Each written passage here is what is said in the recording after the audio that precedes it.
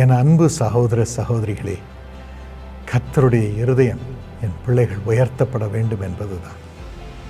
இந்த மாதத்திலும் உபாகமம் 28:1 ஆண்டவர் சொல்லுகிற வாக்குத்தத்தம் உங்கள் வாழ்க்கையில் நிறைவேறுவதாக.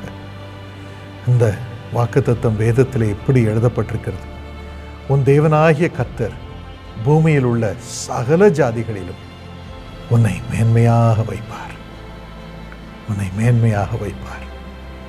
மனம் கலங்காதிருங்கள். எப்படி இந்த மேன்மையை கர்த்தர் கொடுக்கிறார் என்பதை இப்பொழுது நாம் தொடர்ந்து தியானிப்போமா?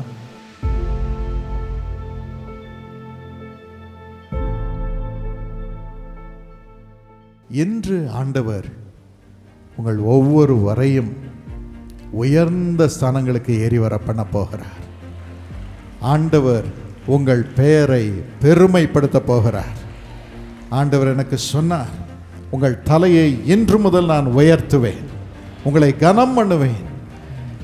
கனவீனத்தின் மத்தியில் போய்கொண்டிருந்த உங்களை இன்று நான் தூக்கி நிறுத்தி உங்களை கனம் பண்ண போகிறேன் என்று ஆண்டவர் எனக்கு சொல்லி அனுப்பினார், உங்களுக்கு சொல்ல சொன்னார். ஏசாயா 58:14 தான் இந்த வருடத்திற்கு ஆண்டவர் கொடுத்த வாக்குத்தத்தம். பூமியின் உயர்ந்த இடங்களில் உன்னை ஏறி இருக்க பண்ணுவேன். ஆண்டவர் உங்களை உயர்த்த போகிறார். முதலாவதாக சங்கீதம் 3:3 படி உங்கள் தலையை அவர் உயர்த்த போகிறார். தலையை அவர் உயர்த்த போகிறார். என் தலை வெட்கத்தினால் நிரம்பி இருக்கிறது. எங்க தலையை காட்டினாலும் எனக்கு வெட்கம்தான், எங்க தலையை காட்டினாலும் எனக்கு இழப்பு தான். என்னை கேவலமாக பேசுகிறார்கள். நான் தலை காட்டுறதே இல்லைங்க. அநேக முறை நாமும் சொல்லுகிறோம், தலை தூக்க முடியல, தலை காட்ட முடியல. ஆனால் ஆண்டவர் சொல்லுகிறார், என் மகனே, என் மகளே, உன் தலையை நான் உயர்ந்திருக்க பண்ணுவேன், உன் தலையை நான் உயர்த்துவேன், உன் தலையை நான் கனத்தினால் நிரப்புவேன். பக்தன் கதறுகிறான். சங்கீதம் 69:7 உமது நிமித்தம் நிந்தையை சகித்தேன், லட்சை என் முகத்தை மூடிற்று. ஏசப்பா, உமது பெயரை சொன்னது நிமித்தம் நிந்தையை சகித்தேன். எனக்கு நிந்தை வந்தது, ஆனால் அதை சகித்தேன். லட்சை என் முகத்தை மூடிற்று. என்ன கடவுள் கடவுள் கடவுள்னா ஓடுற? என்ன கடவுள் உனக்கு உதவி செய்வாரா என்று என்னை குறித்து லட்சியாய் பேசுகிறார்கள். லட்சை என் முகத்தை மூடிற்று. ஆனாலும் சுவாமி, நீர் என் தலையை உயர்த்துகிற தேவன், அவர்கள் முன்பதாக என் தலையை உயர்த்துகிற தேவன். தைரியமாக இருங்கள் பிரியமானவர்களே, கர்த்தர் உங்கள் தலையை உயர்த்த போகிறார். இன்று முதல் தலை நிமிர்ந்து நிற்க போகிறீர்கள். உங்கள் பிள்ளைகள் தலை நிமிர்ந்து நிற்க போகிறார்கள். உங்கள் குடும்பம் தலை நிமிர்ந்து நிற்க போகிறது. அதற்கான ஆசீர்வாதத்தை கர்த்தர் இப்பொழுது உங்கள் மீது அனுப்பி கொண்டிருக்கிறார். தைரியமாக இருங்கள். ஏசாயா 61:7 ஆண்டவர் சொல்லுகிறார், உங்கள் வெட்கத்திற்கு பதிலாக 2 தனியாக பலன் வரும். லட்சைக்கு பதிலாக தங்கள் பாகத்தில் சந்தோஷப்படுவார்கள். அது நிமித்தம் தங்கள் தேசத்தில் இரட்டிப்பான சுதந்திரம் அடைவார்கள். நித்திய மகிழ்ச்சி அவர்களுக்கு உண்டாகும். இதுதான் ஆண்டவர் இப்பொழுது உங்களுக்கு கொடுக்கும் வாக்குத்தத்தம். செப்பனியா 3:19 வாசித்து பாருங்கள். ஆண்டவர் சொல்லுகிறார், இதோ அக்காலத்திலே உன்னை சிறுமைப்படுத்தின யாவரையும் தண்டிப்பேன், நொண்டியானவனை ரட்சித்து தள்ளுண்டவனை சேர்த்துக் கொள்வேன். அவர்கள் வெட்கம் அனுபவித்த சகல தேசங்களிலும் அவர்களுக்கு புகழ்ச்சியும் கீர்த்தியும் உண்டாக செய்வேன்.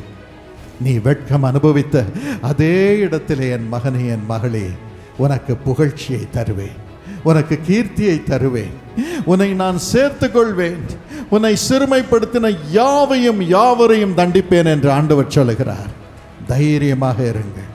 இந்த பாக்கியத்திற்குள் இன்று பிரவேசிக்கிறீர்கள். ஒரு அருமையான சாட்சியை வாசித்தேன். இயேசு அழைக்கிறார் ஊழியத்தின் மூலமாக நடைபெற்ற ஒரு அற்புதம். அவள் பெயர் விசாலம். திருவள்ளூரிலே வசித்து வருகிறார்கள். சுமார் 8 வருடத்திற்கு முன்பு வங்கியில் கடன் வாங்கி சொந்தமாக வீட்டை கட்டினார்கள். ஆனால் 8 வருடங்களாக கடனை அடைக்க முடியாத காரணத்தினால் 8 லட்சம் வரை கடன் அதிகமாகி வங்கியிலிருந்து வீட்டை ஜப்தி செய்ய போகிறோம் என்று நோட்டீஸ் அனுப்பிவிட்டார்கள். என்ன செய்வது என்று தெரியவில்லை.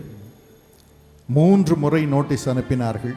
கடைசியில் வீட்டிற்கு வந்து வீட்டிலிருந்த சாமான்களை எல்லாம் அவர்கள் எடுத்து வெளியே வைத்து விட்டார்கள். என்ன செய்வதென்று தெரியவில்லை. ஆனால் திடீரென்று அவர்கள் அப்படியே எல்லாவற்றையும் விட்டுவிட்டு போய்விட்டார்கள். இந்த நிலையில் இன்னொரு வேதனை நடைபெற்றது. என்னுடைய கணவர் அரசாங்கத்தில் வேலை செய்து கொண்டிருந்தார். அவர் மரித்து போனார். அவருடைய வேலையை நம்பியிருந்தோம். அவர் மரித்து போய்விட்டார். ஒரு பக்கம் கடன் பிரச்சனை, மறுபக்கம் கணவர் இறந்து விட்டார். நரகமான வேதனை. சரி, கணவருடைய வேலையிலிருந்து நமக்கு பணம் கிடைக்கும், வேலை பார்த்த இடத்திலிருந்து பணம் கிடைக்கும் என்று நினைத்து கணவருடைய அலுவலகத்திற்கு போனேன்.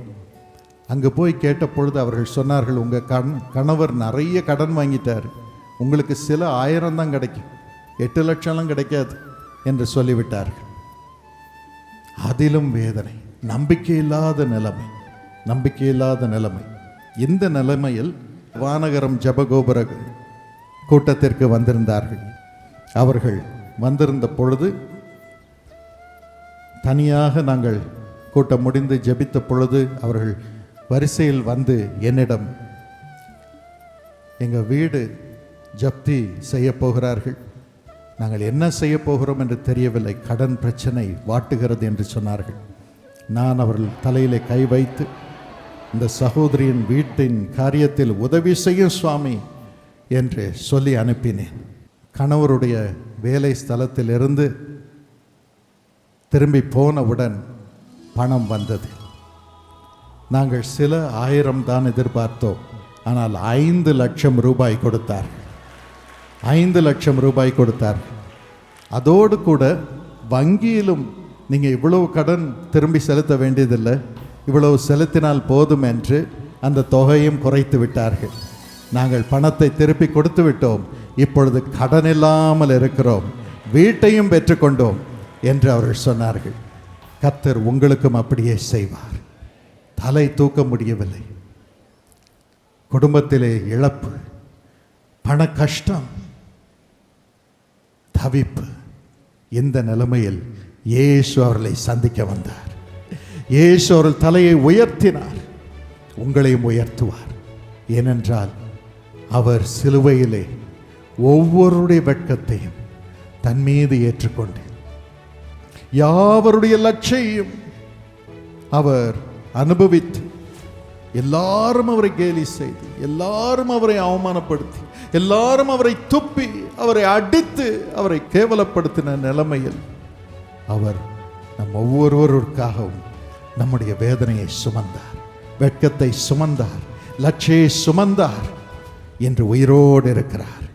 இன்று லட்சையின் வழியாக, வெட்கத்தின் வழியாக தலை குனிந்து நிற்கும் உங்கள் ஒவ்வொருவர் தலையையும் அவர் உயர்த்துவார். அதற்காகவே அவருடைய தலையிலே முட்கிரீடத்தை சூட்டிக் கொண்டார். அந்த காயங்கள் இன்றும் இருக்கிறது. உங்கள் தலையில் இருக்கும் காயங்களை அவர் பார்ப்பார், அவமானத்தை பார்ப்பார். இன்று இயேசு வந்து உங்களை தலை நிமிர்ந்து நிற்க வைப்பார். அதோடு கூட சங்கீதம் 23:5 நாம் வாசிக்கிறபடி, ஆண்டவர் நம் தலையை எண்ணெயால் அபிஷேகம் பண்ணுகிறார். யாருக்கு முன்பதாக? சத்துருக்களுக்கு முன்பதாக. என் சத்துருக்களுக்கு முன்பதாக நீர் எனக்கு ஒரு பந்தியை ஆயத்தப்படுத்தி என் தலையை எண்ணெயால் அபிஷேகம் பண்ணுகிறீர். ஹல்லேலூயா. சத்துருக்கள் ஏராளமாக நம்மை சுற்றிலும் இருக்கிறார்கள். சங்கீதம் 9:13-14 தாவீது கதறுகிறான், மரண வாசல்களில் இருந்து என்னை தூக்கி விடுகிற கர்த்தாவே. மரண வாசலில் நாம் ஒருவேளை போய் கொண்டிருக்கலாம். அவனும் அழுகிறான், மரண வாசல்களில் இருந்து என்னை தூக்கி விடுகிற கர்த்தாவே, நான் உம்முடைய துதிகளையெல்லாம் சியோன் குமாரத்தின் வாசல்களில் விவரித்து உம்முடைய ரட்சிப்பினால் களி கூறும்படி தேவரீர் எனக்கு இறங்கி என்னை பகைக்கிறவர்களால் எனக்கு வரும் துன்பத்தை நோக்கி பார். என் சத்துருக்களுக்கு முன்பதாக எனக்கு ஒரு பந்தியை ஆயத்தப்படுத்தும். என்னை பகைக்கிறவர்கள் ஏராளமாக இருக்கிறார்கள் அப்பா. தயவு செய்து என் சத்துருக்களுக்கு முன்பதாக எனக்கு ஒரு பந்தியை ஆயத்தப்படுத்து. பந்தியை ஆயத்தப்படுத்துவார் என்று ஆண்டவர் சொல்லுகிறார். தைரியமாக இருங்கள். சங்கீதம் 27:6 வேதம் கூறுகிறது, இப்பொழுது என் தலை என்னை சுற்றிலும் இருக்கிற என் சத்துருக்களுக்கு மேலாக உயர்த்தப்படும். அது நிமித்தம் அவருடைய கூடாரத்திலே நான் ஆனந்த பலிகளை இட்டு கர்த்தரை பாடி அவரை கீர்த்தனம் பண்ணுவேன். ஆண்டவர் உங்கள் சத்துருக்களுக்கு முன்பதாக உங்கள் தலையை உயர்த்த போகிறார். உங்களுக்கு விரோதமாய் கிரியை செய்து கொண்டிருக்கும் அத்தனை சத்துருக்களுக்கு முன்பதாக உங்கள் தலையை உயர்த்த போகிறார். தைரியமாக இருங்கள். அதற்கான ஆசீர்வாதம் இப்பொழுது உங்கள் மீது இறங்க போகிறது, இறங்கி கொண்டிருக்கிறது. அதை பெற்றுக்கொள்ளுங்கள். யாத்ராகமம் 23:22 வாசித்து பாருங்கள். ஆண்டவர் சொல்லுகிறார், நீ அவர் வாக்கை நன்றாய் கேட்டு நான் சொல்வதையெல்லாம் செய்வாயாகில் நான் உன் சத்துருக்களுக்கு சத்ருவாயிருப்பேன், உன் விரோதிகளுக்கு விரோதியாயிருப்பேன். ஆண்டவர் உங்கள் விரோதிக்கு விரோதியாயிருப்பாய். நீங்கள் விரோதியாக இருக்க வேண்டாம், நீங்கள் ஆசீர்வாதம் பண்ணுங்கன்னு தான் ஆண்டவர் சொல்கிறார். நீங்கள் அவர்களை குறித்து கவலைப்பட வேண்டாம், கோபம் கொள்ள வேண்டாம், எரிச்சல் அடைய வேண்டாம். அவங்க நிமித்தம் நீங்கள் பாடுபட வேண்டாம். அவங்க பாட்டுக்கு அவங்க விரோதத்தை காமிக்கிட்டோம், அவங்க சத்ருவின் செய்கையை செய்யட்டும். நீங்கள் ஆசீர்வாதம் பண்ணிக்கிட்டே இருங்க. ஆனால் ஆண்டவர் அவர்களுக்கு விரோதமாக சத்ருவாக மாறுவார். ஆண்டவர் அவர்களுக்கு விரோதமாக விரோதியாக மாறுவார். அவர் உங்கள் தலையை எண்ணெயினால் அபிஷேகம் பண்ணுவார். 85ஆம் வருடத்திலே என்னுடைய தந்தையின் கிட்னி பாதிக்கப்பட்டது. அப்பொழுது ஆண்டவர் அவருக்கு காருண்யா யூனிவர்சிட்டியை கட்டும்படியான திட்டத்தையும் கொடுத்திருந்தார். அதை அறிவித்தார். அறிவித்தவுடன் சிலர், பொறாமை கொண்ட சிலர், கிறிஸ்தவர்களாக இருந்தவர்கள், பிரசங்கம் பண்ணுகிறவர்கள், தங்கள் பத்திரிகையிலே பாருங்கள், இவர் பொய் தீர்க்கதரிசி, ஆண்டவர் யூனிவர்சிட்டியை கட்ட சொன்னார். அதுக்கு பிறகு இவர் அனௌன்ஸ் பண்ணார். அனௌன்ஸ் பண்ண பிறகு, அதை அறிவித்த பிறகு அவர் கிட்னியை ஆண்டவர் கொன்னுட்டார். 2 கிட்னியும் செத்து போச்சு. தினகரன் டயாலிசிஸ் பண்ணிக்கிட்டு உட்கார்ந்துருக்கார், சாக போறார். இவர் பொய்யான தீர்க்கதரிசின்னு எழுதினாங்க. இவரை நம்பாதீங்க, இவர் பிரசங்கம் பண்ணுறதை கேட்காதீங்க. அப்போல்லாம் யூடியூப் கிடையாது, அப்போல்லாம் வெறும் பத்திரிக்கை தான். ஆனால் இப்போ யூடியூப்பும் சேர்ந்து வந்திருக்கு. ஆனால் ஆண்டவர் சொன்னார், நீ அவங்கள பற்றி கவலைப்படாது, நீ ஏன்ட்டையே உன் இருதயத்தை வச்சிட்டு நான் பார்த்து கொள்வேன், நீ என்னோடு மட்டுமிரு. நீ அவர்களோடு போய் சேர்ந்து விட்டு அவள் சொல்லும் வார்த்தைகளை கேட்டு நீ கவலைப்படக்கூடாது, அதை கேட்கவே கூடாது. நான் உனக்கு துணை நிற்கிறேன். எவ்வளவு தூரம் உனக்கு விரோதமாக அவர்கள் கிரியை செய்கிறார்களோ, விரோதத்தின் நிமித்தம், பொறாமை நிமித்தம் அவர்கள் பேசுகிறார்களோ, செய்கிறார்களோ, அவ்வளவுக்கு அதிகமாக உன்னை ஆசீர்வதித்து உன் தலையை எண்ணெயினால் அபிஷேகம் பண்ணுவேன். இன்னும் வரங்களை தருவேன். இன்னும் லட்சக்கணக்கான ஜனங்களை உன்னை நேசிக்கும்படி செய்வேன். இன்னும் லட்சக்கணக்கான ஜனங்களுக்கு அற்புதங்களை செய்வேன். நான் சொன்னபடியே காருண்யா பல்கலைக்கழகமாக ஸ்தாபிக்கப்படும் என்றார். அதே போல ஆண்டவர் என் தந்தைக்கு புதிய கிட்னியை கொடுத்தார், உயிரோடு எழுப்பினார். காருண்யா பல்கலைக்கழகத்தை கட்டி எழுப்பி என்று தேசத்தின் உயர்ந்த ஸ்தானங்களில் கர்த்தர் காருண்யாவை ஸ்தாபித்திருக்கிறார். NAC அக்ரெடிடேஷனில் A++, தேசத்திலே கேட்டகரி 1 இன்ஸ்டிடியூஷனில் காருண்யாவிற்கு அந்த நிலைமையை கொடுத்து உயர்த்தி இருக்கிறார். இன்னும் வேர்ல்ட் ரேங்கிங்கையும் கொடுத்திருக்கிறார். எனக்கு அருமையானவர்களே, பயப்படாதிருங்கள். ஆண்டவர் உங்கள் சத்துருக்களுக்கு சத்ருவாக மாறுவார், விரோதியாக மாறுவார். ஆனால் உங்களுக்கோ உங்கள் தலையை எண்ணெயினால் அபிஷேகம் பண்ணுவார். அபிஷேகம் பெருகி கொண்டே போகும். நீங்கள் அவர்களை பார்க்க கூட மாட்டீர்கள். அவள் செய்கிறவைகள் ஒன்றும் உங்களுக்கு பலிக்காது. அதன் மத்தியிலும் சமாதானம், சமாதானம், சமாதானம் உங்களுக்கு வந்து கொண்டே இருக்கும், வந்து கொண்டே இருக்கும். ஆபிரகாமுக்கு அப்படிதான் நடந்தது. ஆதியாகமம் 14:20 வாசித்து பாருங்கள். உன் சத்துருக்களை உன் கையில் ஒப்பு கொடுத்த உன்னதமான தேவனுக்கு ஸ்தோத்திரம் என்று வேறொருவன் ஆபிரகாமை குறித்து ஆபிரகாமிடம் சொன்னான். இவனுக்கு ஆபிரகாம் எல்லாவற்றிலும் தசமபாகம் கொடுத்தார். நீங்களும் உங்கள் சத்துருக்கள் எல்லாருடைய கைகளில் இருந்தும் இன்று விடுதலையாக போகிறீர்கள். அதற்கு நீங்கள் வந்து ஆண்டவருக்கு காணிக்கை கொடுக்க போகிறீர்கள், தசமபாகம் கொடுக்க போகிறீர்கள், அவரை கனம் பண்ண போகிறீர்கள். சத்துருக்களுக்கு முன்பதாக என் தலையை எண்ணெயினால் அபிஷேகம் பண்ணினதற்காக நன்றி நன்றி நன்றி என்று சொல்ல போகிறீர்கள். தைரியமாக இருக்கு. என்னென்ன சத்துருக்கள் நமக்கு வருகிறார்கள்? முதலாவது சத்துரு பாவம். ரோமர் 6:23 கூறுகிறது, பாவத்தின் சம்பளம் மரணம். இந்த பாவமாகிய சத்ரு நமக்கு விரோதமாக எப்படி கிரியை செய்கிறான்? வேதத்தை வாசித்து பாருங்கள். யாத்ராகமம் 32:25 அவன் நம்மை நிர்வாணியாக்குகிறான். ஒருவன் பாவம் செய்ய ஆரம்பித்தவுடன் இந்த பிசாசு வந்து அவனை நிர்வாணியாக மாற்றுகிறான், நிர்வாணியான பெண்ணாக மாற்றுகிறான். கையில் காசை எடுத்துடுறான், உறவை எடுத்து விடுகிறான், சட்டை கூட இல்லாமல் நடுத்தெருவில் அலையும்படி செய்கிறான், நோயை கொண்டு வருகிறான். அதான் பாவத்தின் சம்பளம். பாவத்தின் சம்பளம் நாம் செய்யும் பாவம், பாவ செயல்கள், பாவ பழக்கங்கள், கோபங்கள், இவைகள் எல்லாமே நமக்கு விரோதமாக கிரியை செய்கிற பிசாசின் ஆயுதங்கள்.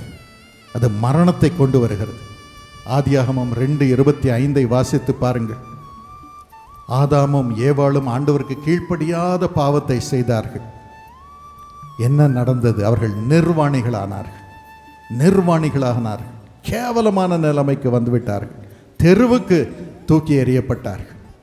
நமக்கு அந்த வேதனை வேண்டாம். ஆகவே தான் இயேசு கொலோசியர் 2:14 படி நமக்கு எதிரடையாய் கட்டளைகளால் நமக்கு விரோதமாக இருந்த கையெழுத்தை கொலைத்து சிலுவையிலே அதை நமது நடுவில் இராதபடிக்கு அதை ஆணி அடித்து துரைத்தனங்களையும் அதிகாரங்களையும் உரிந்து கொண்டு வெளியரங்கமான கோலமாக்கி அவைகளின் மேல் சிலுவையில் வெற்றி சிறந்தார். இந்த பிசாசின் சத்ருவாகிய பாவ பிசாசை சிலுவையிலே அவர் வெற்றி சிறந்தார். நம்மை நிர்வாணமாக்கும், ஒன்றுமில்லாமலாக்கும் அந்த பிசாசு கொண்டு வரும் பாவத்தை சிலுவையிலே அவர் ஆணி அடித்து வெற்றி சிறந்தார். ஆகவேதான் இயேசு கிறிஸ்துவின் இரத்தம் சகல பாவங்களையும் நம்மை சுத்திகரிக்கும் அதிகாரத்தை உடையதாக இருக்கிறது. இன்றும் பாவத்தில் நீங்கள் இருக்கலாம், பாவ பழக்கத்தில் இருக்கலாம், அது சத்ருவாக உங்களுக்கு விரோதமாக செயல்பட்டு கொண்டு இருக்கலாம். ஆண்டவரிடம் சொல்லுங்கள், ஆண்டவரே உமது இரத்தத்தினால் என்னை கழுவும், இந்த குடியிலிருந்து விடுவியும், பாவ சிந்தனையிலிருந்து விடுவியும், இந்த வீடியோ கேம்ஸ் எப்பொழுதும் விளையாடும் பாவ பழக்கத்திலிருந்து விடுவியும், இச்சையிலிருந்து விடுவியும், கோபத்திலிருந்து விடுவியும், குறை கூறும் ஆவியிலிருந்து விடுவியும், இந்த தவறான வீடியோக்களை யூடியூபிலே பார்க்கும் ஆண்டவனே இச்சையிலிருந்து விடுவியும் என்று கதறுங்கள். இயேசு கிறிஸ்துவின் இரத்தம் சகல பாவங்களையும் நீக்கி நம்மை சுத்திகரி அந்த சத்ருவை தூக்கி எறிவார். இயேசுவின் பிள்ளையாக என்று மாறுவீர்கள், இயேசுவோடு இணைவீர்கள். இந்த நாளிலும் ஆண்டவரே நான் உம்மை நம்பியிருக்கிறேன், உம்மை நம்பியிருக்கிறேன், எனக்கு உதவி செய்யும், நான் ஏற்ற சமயத்திலே ஆசீர்வாதம் பெற நீர் வழி திறப்பீர், உம்மை நம்புவேன் என்று சொல்லுங்கள். உம்மை நம்புவேன். ஆண்டவர் உங்களை உயர்த்துவார். பாவம் என்னும் அந்த சத்ருவின் பிடியிலிருந்து விடுதலை பெற்று நம்மை வாழ வைக்கும் இயேசுவோடு என்று இணைவோம். அடுத்த சத்ரு பொல்லாத ஜனங்கள். 2 தெசலோனிக்கேயர் 3:2 பவுல் சொல்கிறார், துர்க்குணரான பொல்லாத மனுஷர் கையினின்று நாங்கள் விடுவிக்கப்படும்படி எங்களுக்காக வேண்டிக் கொள்ளுங்கள். துர்க்குணரான பொல்லாத மனுஷர். மீகா 7:6 வாசித்து பாருங்கள். யார் இந்த மனுஷர்? மகன் தகப்பனை கனவீனப்படுத்துகிறான், மகள் தன் தாய்க்கு விரோதமாக இருக்கிறாள், மருமகள் தன் மாமிக்கு விரோதமாக எழும்புகிறாள். மனுஷனுடைய சத்துருக்கள் அவன் வீட்டார், மனுஷனுடைய சத்துருக்கள் அவன் வீட்டார். மகன், மகள், மருமகள், மாமி, இப்படி வீட்டாரே சத்துருக்கள். தகப்பன், தாய், பிள்ளைகள், வீட்டாரே சத்துருக்கள். ஆனால் ஆண்டவர் இந்த சத்துருக்கள் மத்தியிலே நம் தலையை எண்ணெயினால் அபிஷேகம் பண்ணுகிறார். வெளியே சத்துருக்கள், வீட்டிற்குள் சத்துருக்கள். அதுவும் சொத்து விஷயத்திலே எத்தனை குடும்பங்கள் பிளவுபட்டிருக்கிறது. அப்பா அம்மா இருக்கிற வரைக்கும் சமாதானமாக இருப்பாங்க, செத்த உடனே சொத்து எங்கன்னு, எப்படா சாவாங்க, சொத்தை பிடிக்கலான்னு சண்டை. அது வரைக்கும் ஒன்றாக இருந்த சகோதர சகோதரிக்குள் சண்டை, ஒரு கட்டிலுக்கு சண்டை, அதுக்கு ஒரு கேஸ். என்ன வேதனை! சில சேவை ஸ்தாபனங்களிலும் இப்படிதான் சண்டை. இதனால் சேவையே நின்று போகிறது, மக்கள் பாதிக்கப்படுகிறார்கள், துர்க்குணரான பொல்லாத மனிதர்கள். ஆனால் இன்று நாம் மனம் திரும்புவோம். ஆண்டவரே, எனக்கு இந்த வேதனை வேண்டாம், இந்த ஆவி வேண்டாம். அதோடு கூட நமக்கு விரோதமாய் செயல்படும் மக்கள், அவர்கள் எல்லார் மத்தியிலும் ஆண்டவர் நமக்கு நம் தலையை எண்ணெயினால் அபிஷேகம் பண்ணுகிறார், நமக்கு தலையை உயர்த்துகிறார், வாழ வைக்கிறார். அதற்காகவே இயேசு அந்த வழியை கடந்து சென்றார். துர்க்குணரான மனிதர்களுடைய விபரீதங்களை அவர் சுமந்தார். யாவரும் நம்மோடு இணையும்படியாக அவர் செய்கிறார், நம்மை கனம் பண்ணும்படி செய்கிறார். கவலைப்படாதிருங்கள். எபேசியர் 2:16-18 வாசித்து பாருங்கள். இந்த பகையை சிலுவையில் அவர் கொல்லுகிறார். அதனால் இருதிறத்தாரையும் ஒரே சரீரமாக தேவனுக்கு ஒப்புரவாக்குகிறார். இது யூதரை குறித்தும் புறஜாதிகளை குறித்தும் எழுதப்பட்டிருக்கிறது. அதே வசனம் உங்களுக்கு விரோதமாக இருக்கும் மக்களையும் இயேசு சிலுவையில் பாடுபட்டபடியினால் பகையை அழித்து அவர்களை உங்களோடு இணைக்க வல்லமை உள்ளவராக இருக்கிறார். கணவன் மனைவி ஒன்றாக இணைய வைக்கிறார், பிள்ளைகள் பெற்றோர் ஒன்றாக இணைய வைக்கிறார், பிள்ளைகள் எல்லாரும் ஒன்றாக இணைய வைக்கிறார். சகல சுதந்திரத்தையும் சந்தோஷமாக அனுபவிக்க அவர் வழி செய்கிறார். அதற்காக இயேசு சிலுவையில் பாடுபட்டிருக்கிறார். ஒரு உண்மை சம்பவம், பஞ்சாப் குர்தாஸ்பூரை சேர்ந்த மந்தீப் என்பவர்கள் சொன்னார்கள். 2014ஆம் ஆண்டில் அவர்கள் வெளிநாடு செல்ல முயன்றார்கள். அனைத்து முயற்சிகளும் தோல்வி அடைந்தது. விசா பெற முடியவில்லை. 7 ஆண்டுகள் கடந்து விட்டது, ஒரு முன்னேற்றமும் இல்லை. ஆனால் 2021ஆம் வருடத்தில் அவர் அனிதா என்ற ஒருவரை திருமணம் செய்து கொண்டார். திருமணமாகி 3 மாதங்களில் உறவினர்கள் எல்லாரும் சேர்ந்து இவர்கள் மீது பொய் வழக்கு போட்டார்கள். போலீசாரும் வந்து இவர்களை கைது செய்து 40 நாட்கள் சிறைச்சாலையில் தள்ளினார்கள். 40 நாட்கள் சிறைச்சாலையில் தள்ளினார்கள். ஜாமீன் கிடைக்கவில்லை. பிரச்சனையின் போது மனைவி மிகுந்த வேதனையில் இருந்தாள். அப்பொழுது இயேசு அழைக்கிறார். ஜெப கோபுரத்தில் இருந்த ஜெப வீரர்களுக்கு இது அறிவிக்கப்பட்டது. அவள் எல்லாரும் சேர்ந்து ஜெபம் பண்ண ஆரம்பித்தார்கள். கர்த்தர் அந்த ஜெபத்தை கேட்டு அற்புதமாக 40 நாளில் அவர்களுக்கு ஜாமீன் வழங்கும்படியாக செய்தார். சிறையிலிருந்து வெளியே கொண்டு வந்தார்கள். நீதிமன்றத்தில் வழக்கு நடந்தது. ஆண்டவர் அற்புதமாக நீதிமன்றத்திலே இவர்களுக்கு விரோதமாக இருக்கும் அந்த மனு தவறானது என்று அதை தள்ளி போட்டார். அந்த மனு மீது நீதிமன்றம் ஜட்ஜ்மெண்ட் கொடுத்தது. அவர்கள் விடுதலையானார்கள். 2022இல் அடுத்த வருடத்தில் இயேசு அழைக்கிறார் டெலிவிஷன் நிகழ்ச்சி ஒன்றை அவர்கள் ஸ்பான்சர் பண்ணினார்கள். அந்த நிகழ்ச்சிக்கான காணிக்கையை கொடுத்து, அந்த செலவிற்கான காணிக்கையை கொடுத்து அந்த நிகழ்ச்சியை ஸ்பான்சர் பண்ணினார்கள். அந்த நிகழ்ச்சியிலேயே நான் அவர்களுக்காக ஜெபித்திருக்கிறேன். ஆண்டவர் அவர்களுக்கு வெளிநாட்டிற்கு விசா தர வேண்டும் என்று நான் ஜெபித்திருக்கிறேன். என்ன ஆச்சரியம்! ஆண்டவர் அவர்களுக்கு இந்த தீர்ப்பில் முழு விடுதலையை கொடுத்து அவர்களுக்கு இங்கிலாந்து தேசத்திற்கு விசா கொடுத்து இன்று இங்கிலாந்து தேசத்திலே அவர்கள் நாட்டப்பட்டிருக்கிறார்கள்.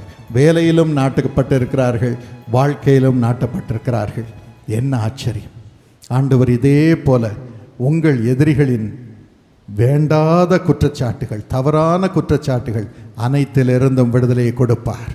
இந்த நாளிலும் அந்த கிருபையை கர்த்தர் உங்கள் மீது வைக்கிறார்.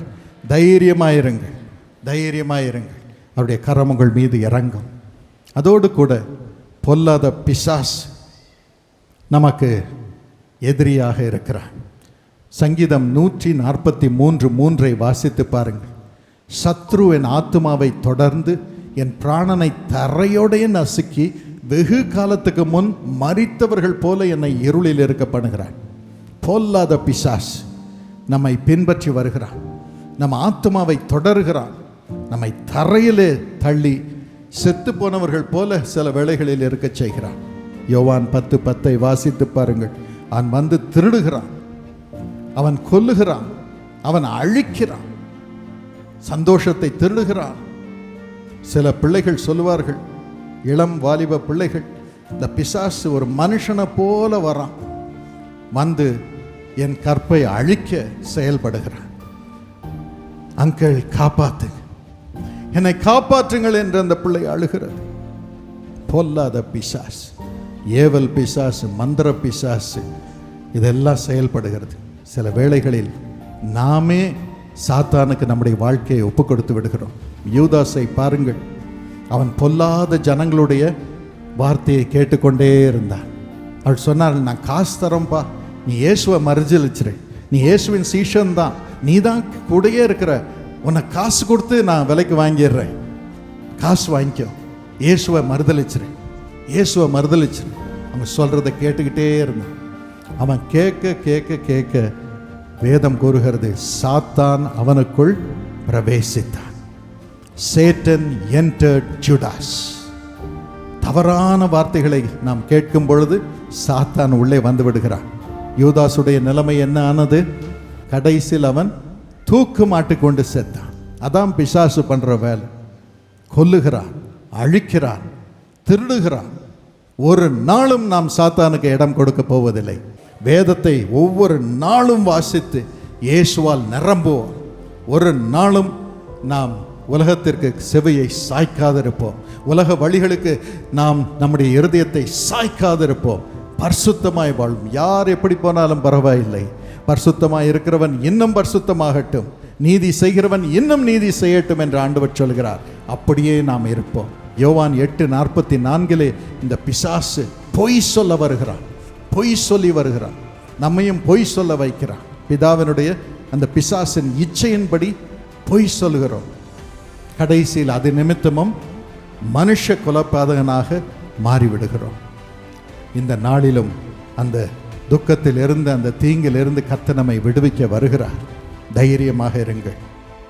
பிசாசின் கிரியைகளை அழிக்கவே தேவகுமாரன் இந்த உலகத்திலே வெளிப்பட்டார். இயேசு சொன்னார், என் நாமத்தினாலே பிசாசுகளை துரத்துவீர்கள், என் நாமத்தினாலே பிசாசுகளை துரத்துவீர்கள்.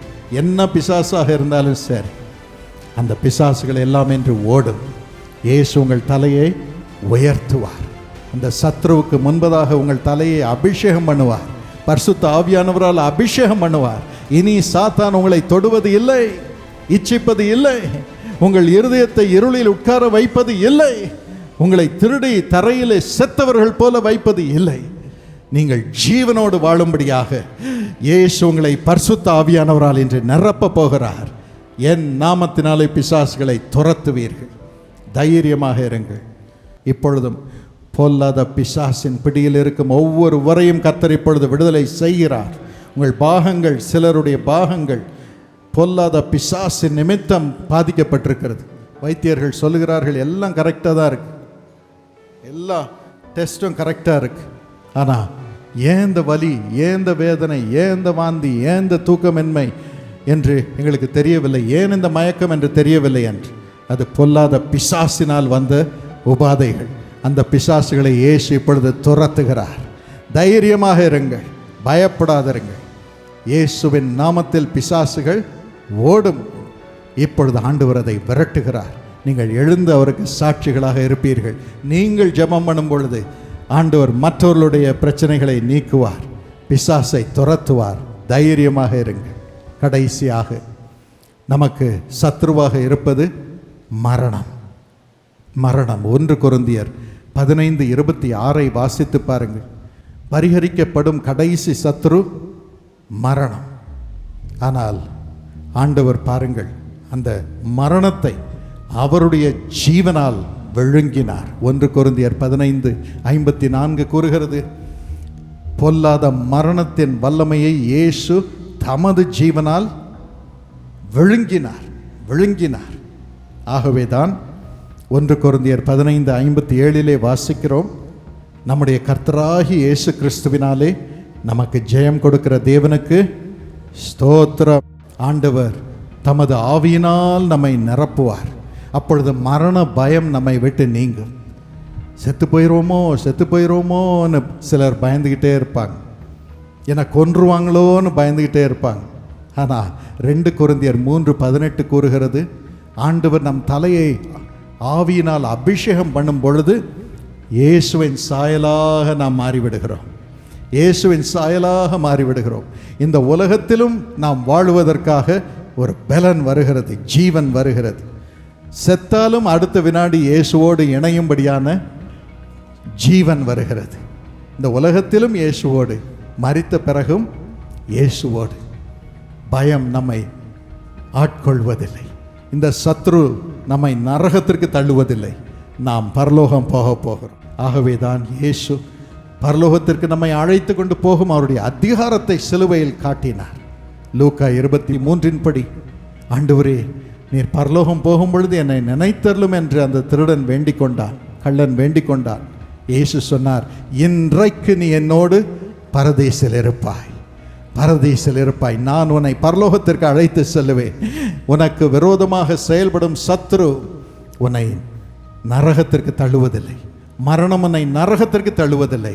நான் உன்னை பரலோகத்திற்கு அழைத்து செல்லுவேன். இயேசுவே வழி, இயேசுவே ஜீவன், இயேசுவே சத்தியம். தைரியமாக இருங்கள். அவர் உங்களை மரித்த பிறகும் பரலோகத்திற்கு அழைத்து செல்வார். இந்த உலகத்திலே மரண பயமே நம்மை மேற்கொள்வதில்லை. இயேசுவின் நிமித்தம் நாம் இந்த கிருபையை பெறுகிறோம். ஆகவே மரண பயம் நம்மை மேற்கொள்வதில்லை, மரணமாகிய சத்துரு நம்மை மேற்கொள்வதில்லை. நமக்கு ஒரு நம்பிக்கை உண்டு, இயேசுவே ஜீவன், இயேசுவே சத்தியம், இயேசுவே வழி. தைரியமாக இருங்கள். இன்று ஆண்டவருடைய கரங்களில் உங்கள் வாழ்க்கையை ஒப்புக்கொடுங்கள். அவர் உங்கள் தலையை உயர்த்துவார். இயேசு உங்கள் தலையை உயர்த்துவார். ஒரு சத்ருவும் உங்களை கீழே தள்ளுவதில்லை. நம் கண்களை மூடி ஆண்டவரை நோக்கி பார்ப்போமா? ஏசப்பா, என் பாவத்தெல்லாம் மன்னியும் என்று வாய் திறந்து சொல்லுவோமா? கோபம், எரிச்சல், எல்லா பாவமும் மறையட்டும் சாமி என்று சொல்லுவோமா? அவருடைய வல்லமை இப்பொழுது ஒவ்வொருவர் மீதும் இறங்கி கொண்டிருக்கிறது. நம் வாழ்க்கை ஏன் அழிய வேண்டும்? நாம் உயரப்போகிறோம். நம் தலை நிமிர்ந்து நிற்கப் போகிறது. அபிஷேகத்தினால் தலை நிரப்பப்பட போகிறது. எல்லார் முன்பதாகவும் கனம் வரப்போகிறது, இரட்டிப்பான கனம். ஏசப்பா, அதற்கு தடையாயிருக்கும் பாவத்தை எடுத்து போடும் சாமி, எடுத்து போடும் சாமி. எங்கள் அனைவருடைய பாவங்களையும் இப்பொழுது மன்னியும் ஏசப்பா. இயேசு கிறிஸ்துவின் இரத்தத்தினால் கழுவும் ஏசப்பா, கழுவும் ஏசப்பா. என்ன பாவ பழக்கம் இருந்தாலும் கழுவும் ஏசப்பா. என்ன கோபம் இருந்தாலும் கழுவும் ஏசப்பா. என்ன இச்சை இருந்தாலும் கழுவும் ஏசப்பா.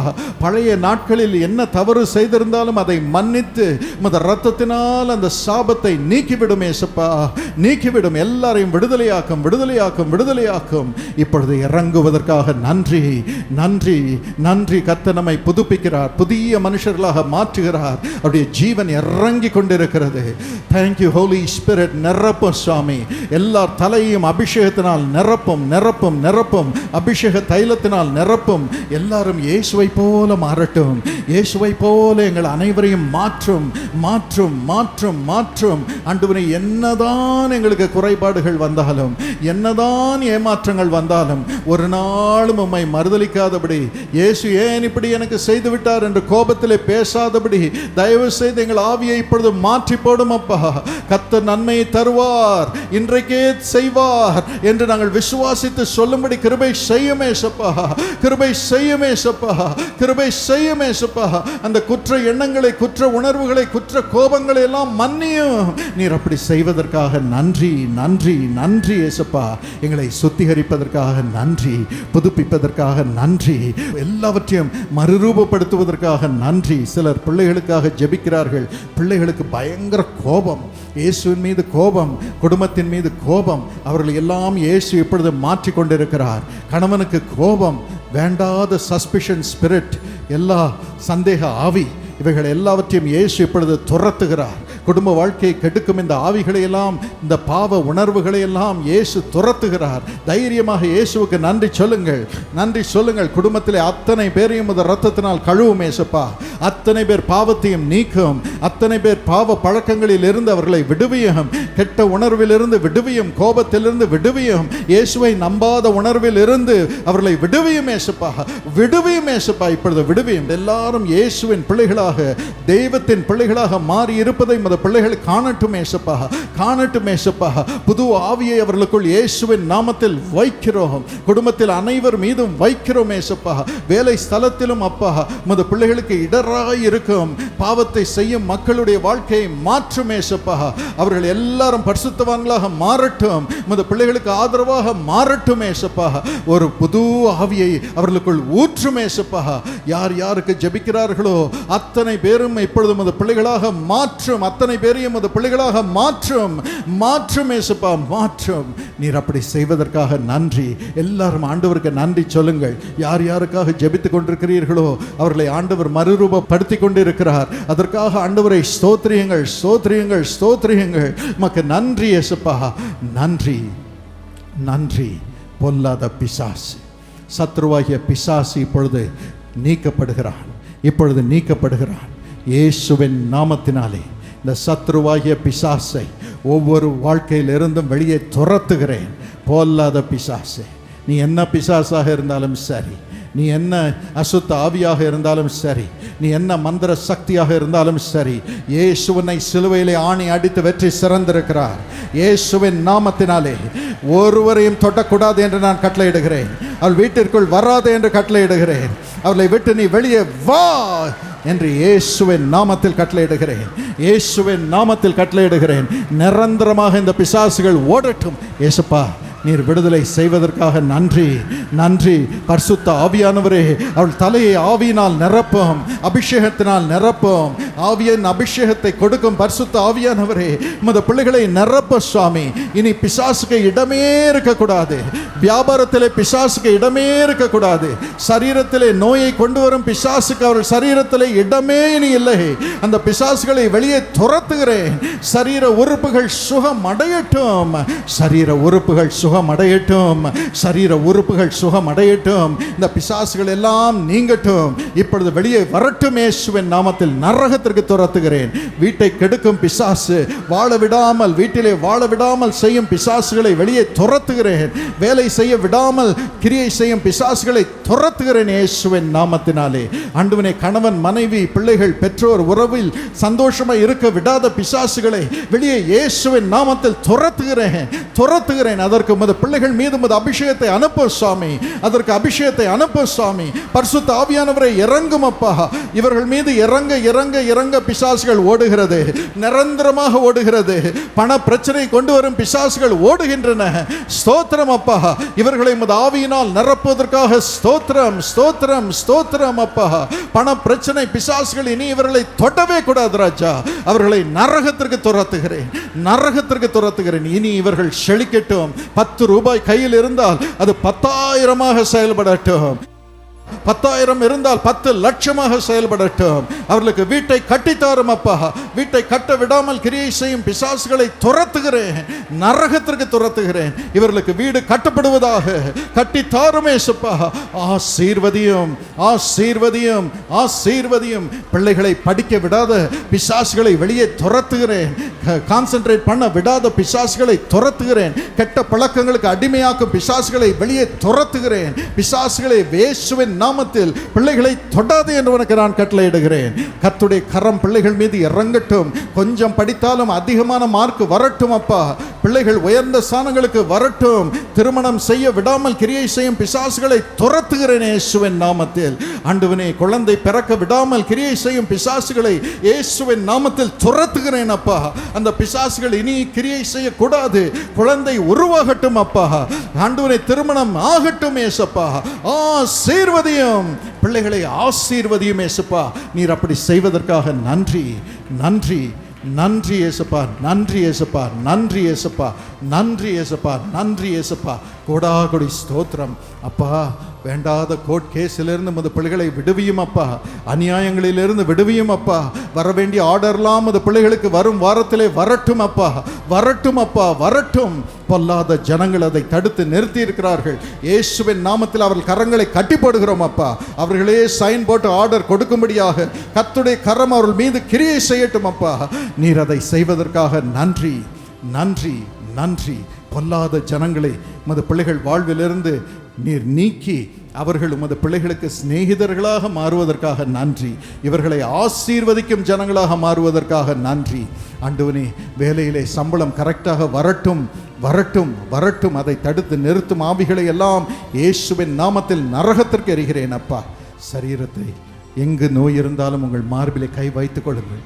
இப்பொழுது இயேசு உங்களை தொட்டு குணமாக்குவார். அவருடைய ஜீவன் இறங்குகிறது, அவருடைய ஜீவன் இறங்குகிறது. உங்களை சுகமாக்கி கொண்டிருக்கிறார். ஏசப்பா, இனி இந்த நோய்கள் இருக்கக்கூடாது, இந்த பிசாசுகளும் இருக்கக்கூடாது. போதும், பொல்லாத பிசாசு இனி இவர்களை தொடவே தொடாது. நோயே, நீ வெளியே வா என்று உனக்கு நான் கட்டளை எடுக்கிறேன். என்ன கேன்சராக இருந்தாலும் சரி, என்ன முடக்குவாதமாக இருந்தாலும் சரி, என்ன பல் வலியாக இருந்தாலும் சரி, நீ வெளியே வா என்று உனக்கு நான் கட்டளை இடுகிறேன். எஸ் லார்ட், நீ தொடுவதற்காக நன்றி ஏசப்பா. தகப்பனே, உமது தழும்புகளினால் தொட்டு குணமாக்குவதற்காக நன்றி ஏசப்பா. நன்றி ஏசப்பா, நன்றி ஏசப்பா, நன்றி ஏசப்பா, நன்றி. சருமத்தை சுகமாக்குகிறீர், உமக்கு நன்றி ஏசப்பா. எலும்புகளை சுகமாக்குகிறீர், உமக்கு நன்றி ஏசப்பா. கேன்சர், டியூமர், சிஸ்ட் எல்லாம் வெளியே வரட்டும் இயேசுவின் நாமத்தில். சுகமாகட்டும் அப்பா. நீடித்த ஆயுளோடு உமது பிள்ளைகள் வாழட்டும், நீடித்த ஆயுளோடு வாழட்டும், நீடித்த ஆயுளோடு வாழட்டும். கர்த்தர் அதை இப்பொழுது ஒவ்வொருவருக்கும் கொடுத்து கொண்டிருக்கிறார், ஒவ்வொருவருக்கும் கொடுத்து கொண்டிருக்கிறார். இந்த பாக்கியத்தை, நீண்ட ஆயுளை கொடுத்து கொண்டிருக்கிறார் அப்பா. கணவன் குறித்த நாட்களுக்கு முன்பதாகவே மறிக்கக்கூடாது. நீடித்த ஆயுளை தாரும். சமாதானத்தோடு உமது பிள்ளைகள் வாழட்டும். கணவன், மனைவி, பிள்ளைகள், பேரப்பிள்ளைகள் என்று வாழட்டும் அப்பா. ஆசீர்வாதம் உண்டாகட்டும். நீங்கள் விரும்புகிறதையெல்லாம் கர்த்தர் கொடுக்கிறார். டிரான்ஸ்ஃபர் எல்லாம் கர்த்தர் கொடுக்கிறார். ஸ்தோத்திரம். பிரிந்து போனவர்களெல்லாம் திரும்பி வரும்படி செய்கிறார். ஏசப்பா, நீர் எனக்கு சொன்னதை சொல்லியிருக்கிறேன். இன்று முதல் உமது பிள்ளைகளுடைய தலையை நீர் உயர்த்தும் அப்பா. எல்லாரும் தலை நிமிர்ந்து கனத்தோடு வாழ ஆரம்பிக்கட்டும். அவள் தலையை எண்ணெயினால் பரிசுத்த ஆவியானவரால் அபிஷேகம் பண்ணி சுவாமி, அவள் சத்துருக்களுக்கு முன்பதாக அவர்களுக்கு ஒரு பந்தியை ஆயத்தப்படுத்தும் ஏசப்பா. உயர்த்தி வையும் அப்பா, உயர்த்தி வையும் அப்பா, உயர்த்தி வையும். ஊழியத்திலும் அப்படியே செய்யும். நீர் அப்படி செய்வதற்காக நன்றி, நன்றி, நன்றி.